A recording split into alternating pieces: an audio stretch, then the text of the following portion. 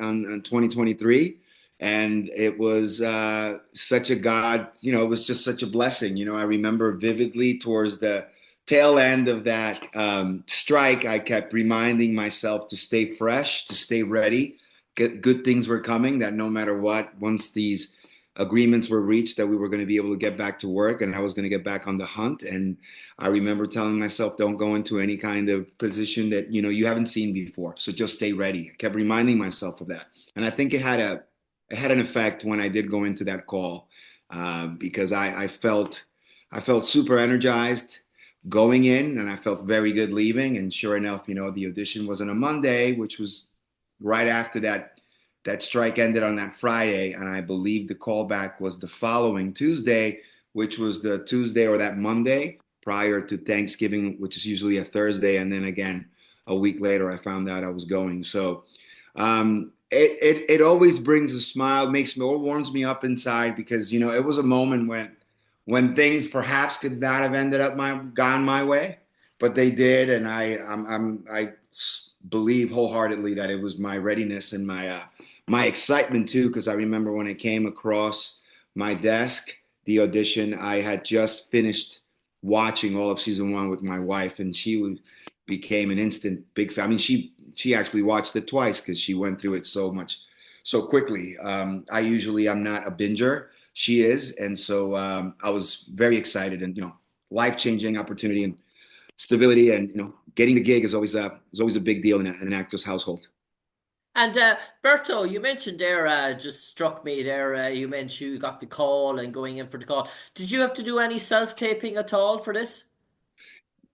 So we did send a self tape. We did do a self tape. It's usually self tapes, but then the callbacks were in person, and they were with the producer and the director. So Guy Fieri was there, and then of course Sean Ryan was there as well. So, and the casting director. So it was a live callback, which was amazing to be able to do that with a live reader. But yes, the self tape, as it has been kind of like the norm for the last, I don't know, 5, 6 years.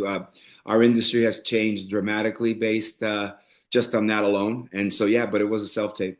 And I have to be honest, it was probably one of two of self tapes that have landed me work. That other one being Ghost. So this was a good thing, good Yeah, thing, and I was Penguin as well. So I guess that just makes in, three.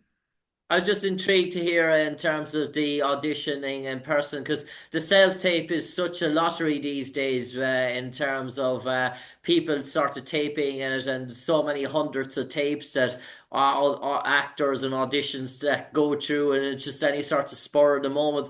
I imagine as actors you must feel a lot more comfortable in the room with the director, with the producer, getting a vibe, getting a sense, because when you're doing that alone in your home or a studio or whatever, when you're doing that self tape, you have no idea really in terms of knowing Yeah. what the feel is like, you know? Yeah, you sort of rely a lot on that and that feedback. And to be honest with you, readers, when you're starting out, you're taught not to focus on readers because you don't necessarily get great readers either.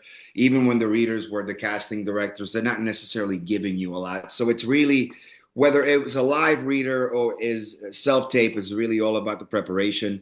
But I have to admit, with regards to the self-tapes, it's taken me, it was sort of a learning curve years ago, and you got to really learn to edit yourself. Uh, I'm sure if you can relate, people easily fall into the trap of continuing to do it until you get the one, and you do it and you do it and you do it until you get the one, and you can spend hours doing like just a page of work, and that becomes it could be a terrible trap. It's psychological, and it's sometimes it just messes with your confidence. So for me, I'm happy that I feel like I'm at the other tail end of this, where I prepare fully. I have good resources. I have some great friends that help me out all the time to do not just the reading, because when you're reading alone, you don't get the cadence, you don't get the sense of what's on the page.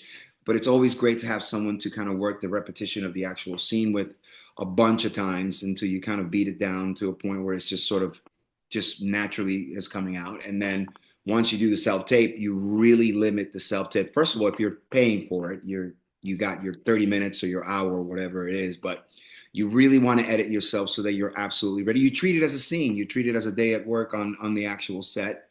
Um, you get to, there were some technical aspects of this that I'm including in that learning curve that I had with regards to how you tape, the lighting, the this, to that, the angles, etc. But you leave that aside once you're done, once you're fully prepared, and after all these years, I'm very confident now. I look forward to it because one benefit is actually being able to select what you want those casting directors to see. And if you have a good team and if you have good rapport and you can take criticism and you can sort of take the perspective of a lot of different angles, not just your own, but the angles of the people that are, advocating for you and represent you and see your work and believe in your work, then you put all those aspects and those perspectives together. And, I think self tapes in a way have, they've made this process a little bit easier. But yeah, to answer the question about being live in front of someone, when you get a good reader, when you have someone, when you have the room, especially when you have the producers and the director there, there's just nothing. It's just like normal interaction between human beings, no Zoom, no phone call can actually replace the interaction of just you being live in front of someone, you getting to see, feel, and hear everything, organically what's happening with the person as they're going through the work. So yeah, I'm happy to do the self tapes, but for callbacks, you obviously want to be in the room. Yeah.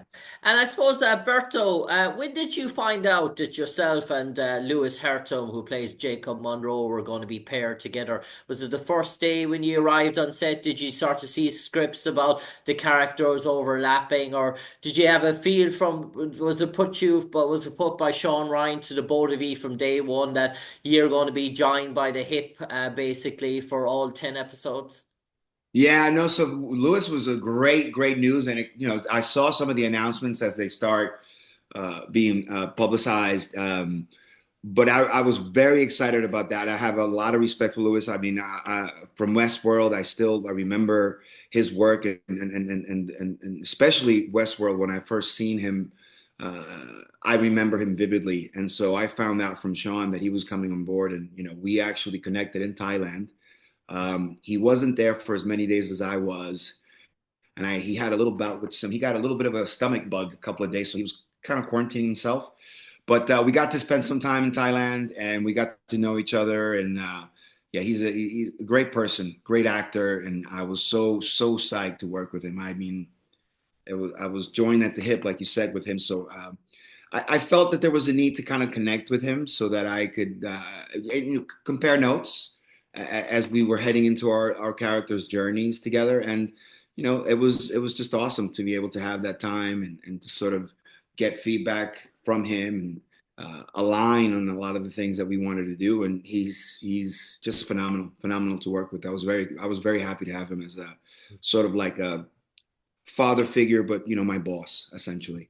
You mentioned the word father figure, and that's how your character really, Solomon Vega, looked on him really in terms of he looked at him as a visionary, a leader. They almost got that sort of cult following Yes, that the people that were following were loyal to the extreme, dare I say, that yes. they would jump off a cliff for him if they asked, or to take a bullet for him if they asked. It was almost that divine loyalty, and he rewarded them in kind for that sort of loyalty. You almost got that sort of sense.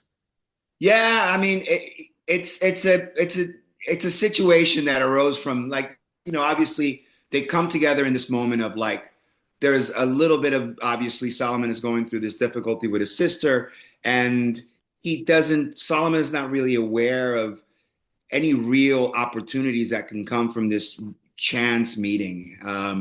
But they had a moment of, like, real connection. They just had a moment of levity there, where sincerity, and they just Solomon took a stab in the dark, I guess, at just coming clean about some of his situations, and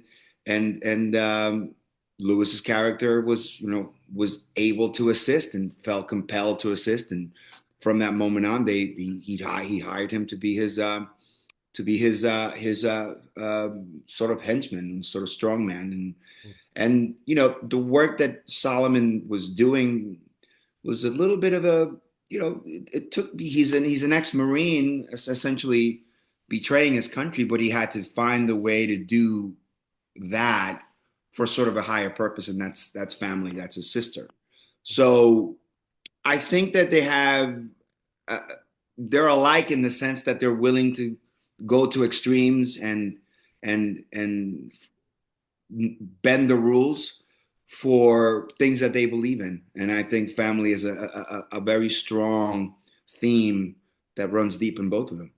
Yeah, and while Jacob character is a bit of a more of a maverick, a renegade, I always look at Solomon that he's been institutionalized for all his life, being a sort of marine in terms of that, Yeah, and he's sort of nice. coming out of that, and he's looking almost lost. He wants to get back under that sort of institutionalized sort of wing, and maybe Jacob's feeds on that vulnerability in terms of that and gives him his own sort of crew or ones.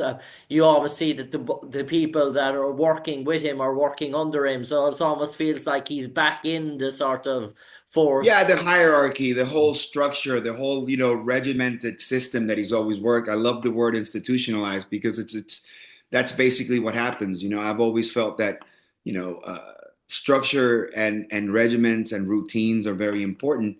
But I guess anything that you do and that you take to an extreme could turn into a negative, so to speak. It could not be as doesn't necessarily turn out to be as good as you would think. And so for him, it was this need of belonging, this need of this sense of wanting to do the right thing, to go to any lengths to do it for his sister, and a sense of just a bit of anger, a bit of a bit of resentment for the system itself, a system that didn't really work for him or his sister. So that's always easy to sort of latch onto because it's a very it's a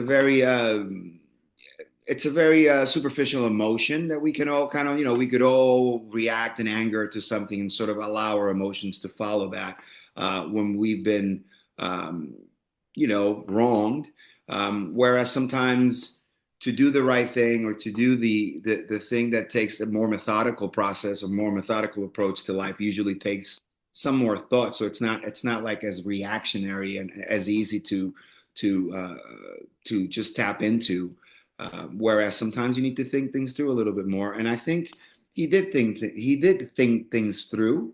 Um, and I don't really think that Solomon saw many other options for him or for his sister, which kind of ties into to why he would be so willing to kind of go back into this institutionalized or this hierarchy or this regimented way of belonging to sort of a family and um, the way that these Marines, the way that the services work, it's sort of a team concept. There's a captain and there are players and we all do our part, and it's for the good cause, it's for the win. And so there was a lot going into Solomon with regards to what he was willing to let go in order to, like, in essence, betray the country. But again, because he was so focused on this other side that he had with Jacob and family and hierarchy and a regiment, he got through it and just did it, never looked back.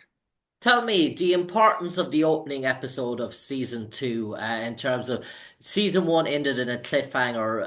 It ended with a big bang, this whole Camp David sort of stuff. It went out in a Mhm. real big high. So obviously people are wondering after a bit of a period of time, what's going to be the new premise? How are they going to start season two? And obviously you had to really set it with a high paced tone. You had to put in an awful lot into the one episode in terms of that first episode to really set the tone for season two. Tell me, what was it like working on episode one? Because we get to see your character, he's on the move, dare I say, for nearly Yeah, the entire episode. An awful lot of alleys, an awful lot of running, an awful lot of sort of yeah. chasing. And Ha- I imagine that took an awful lot of time to shoot that first episode, never mind the whole season. yes. So that was a massive production. We did that in Bangkok. We were in Thailand for almost a month, and exactly that. There was a lot of through lines of the show, of the season, a lot of themes that needed to be established, and I mean, it was a pretty high intense schedule. We were all over Bangkok. We were just, and I mean, night shoots, the night agent, night shoots. They're long, hard nights. So it was a lot of I'll be honest, it was physically challenging as well.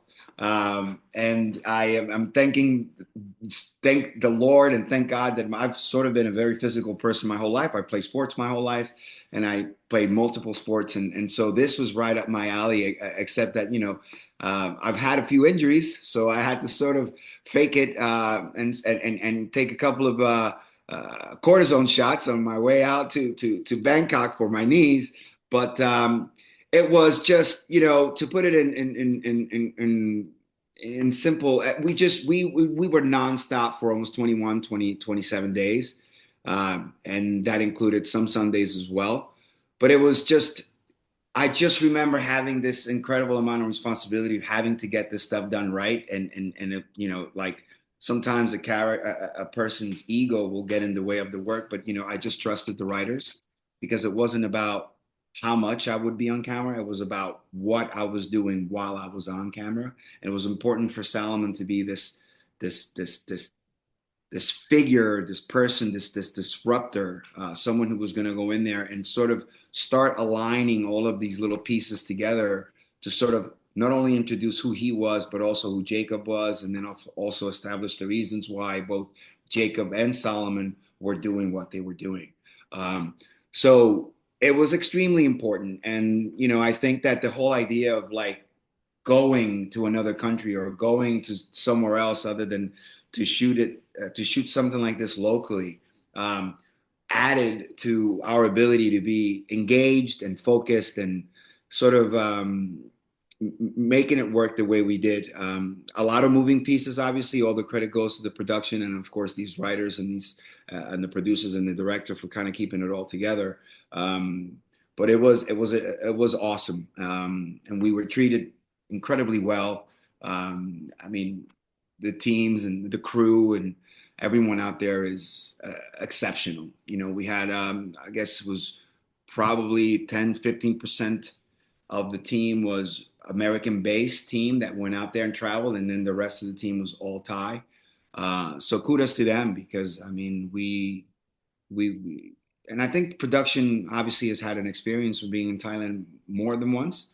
They've done this before in other shows. Sean Ryan has obviously ran shows out there and done work out there, so he's been able to establish some great relationships with the crews out there. So we didn't skip a beat. We were in these extreme locations, and we got it done, and we looked very very good. So I think everyone's very happy with the results. Yeah, Berto, just one or two more questions before I let you go. Oh Just on the character Gabriel Basso playing Peter Sutherland, and it almost reminds me when you're carrying a show, when you're the main lead show, yeah, you have an awful lot of pressure on your shoulders. You have to try and stay in character, stay in zone, stay in locked in. I remember Alan Richens with the Reacher as well, Jack Reacher, the same sort of yes, of mold, course, yeah. getting into the zone as well. Gabriel had to do that, I suppose, and obviously the expectations coming off a highly successful season one as well. Do you almost you almost feel like he's engrossed in his sort of a character that he's very much in that sort of zone. Is it very hard for him to switch off or switch off when the camera stops rolling, or did he have to constantly stay in that sort of mode when on set? I tell you that right now, Gabriel's a great leader. He was a great number one, and he was a lot of fun to work with, and he's explosive. He's fast as hell.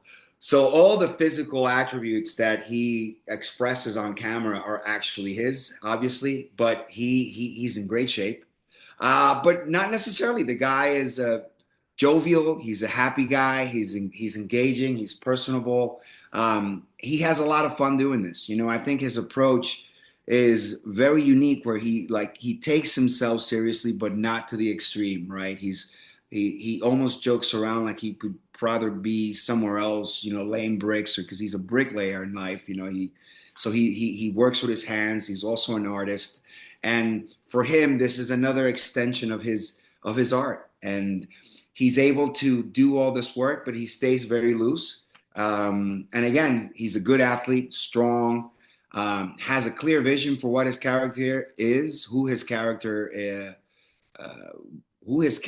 needs to be, and he's very clear in his intentions. And it's great to work with someone like that. He carries he has a huge, like you said, a huge responsibility on his shoulders, and he just carries it well. He does his job very well. I learned a lot from him. I'm happy to know him. I'm happy to call him a friend now. In fact, we're supposed to. I do a lot of CrossFit, and we're trying to coordinate uh, a couple of wads, as they call them, to be able between his shooting schedule now, season 3, and be able to drag him out of the city and bring him here one of these days into Jersey.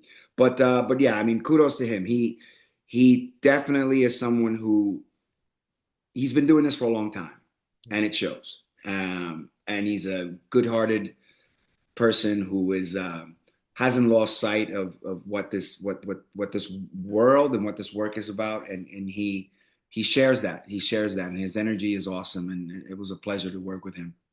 And Berto, final one before I bring you on to other projects that you're working on at the moment. Final one on the Night Agent. I suppose every character hates to see the dreaded line in terms of, oh, the big death scene. This is where I Yes, make my final sort of goodbyes. Someone, it can be a crowning blaze of glory. Other ones, it can yeah, be sort of subtle in terms of that. I was just looking in terms of Solomon's. I remember in season 1, Eve Harlow fell off a big, massive thing to her death. She was pushed off, and then the one of the other ones was choked to death in a river. so Sort of yeah, almost felt with Solomon, it was quiet and silent, really. In terms of, I was expecting big and explosive, a and big explosion. James, we were trying to figure that out as we went along, the writers, and we all sort of try to. I was very grateful that they would ask for some of the input from me as this character was being, as he was evolving. But we knew, obviously from the beginning, we knew that he would meet his demise at some point. And I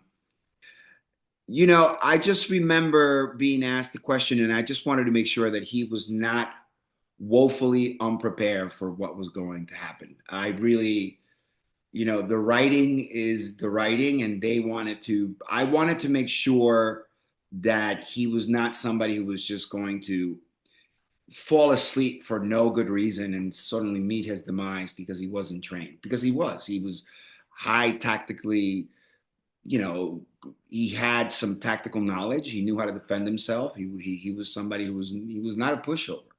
So obviously, the only thing I know that I was concerned with was make sure that he wasn't, that somehow these scenes are not written so that he just kind of walks in and he just like gets killed from behind or something. Like there had to be a reason. There had to be something that he was compromised about. And so I think that was they did a great job, because I think that he gets caught, he gets a little caught up in the moment, and maybe he lets his guard down a little bit, and that's when he wasn't expecting what came his way. So for me, I was happy that I was asked about what I thought about the scene, but ultimately, I'm in service of the writers, I'm in service of the work, the story, and you know, I found it to be a bit poetic. He really wasn't expecting that. And at the very least, as an actor, you don't want to create some sort of sensational death scene when at the end of the day, it's painful, it's quick, and it's over. Like I guess you try to make it as real as possible. So um, I hope that answers your yeah. your question, because I mean like you said, it's hard to think about that when you go into a job. I mean, and that you're going to have your episodes, and at the very end, your character is going to die. So I was very happy that they presented that to me. But at the end of the day, I tried to make sure that it was as real and logical as possible. I suppose, Berto, time is nearly catching up with us now for the final 2 minutes. You mentioned there you have other projects in the pipeline. If you can give us a brief description of a show that we might, or movie or TV series or show that we might get to see you on our TV screens in the near future. Well, listen, right now I'm excited that I'm a part of a couple of projects from Catalyst Studios. Switch and Bait is a movie that we shot in Belgrade. And then The Contender is a movie that we shot in Puerto Rico, both from Catalyst Studios, and they should be out this year. Um, Wanda Sykes is part of the second film. It's a boxing film that I was proudly part of, and we shot that in Puerto Rico. So I'm really excited about those two film projects that are in the works. They're in post right now. I don't have a specific date for you, but I am hoping that we get to see those in 2025, and I'll be letting people know about those as soon as I know, And as soon as I finally, know about them. just the last minute or so, you mentioned you have friends in Ireland that are stateside that you wanted to give a shout out to. So feel free, Berto, if you want to give a shout out to I those. want to give a big shout out to Lydia O'Carroll, very good friend, sister of mine, and her two kids. I miss you. We have to make this trip happen, so I look forward to seeing you soon. Seeing you soon, Lydia. Lids, my Lydia Carroll, Lydia Carroll.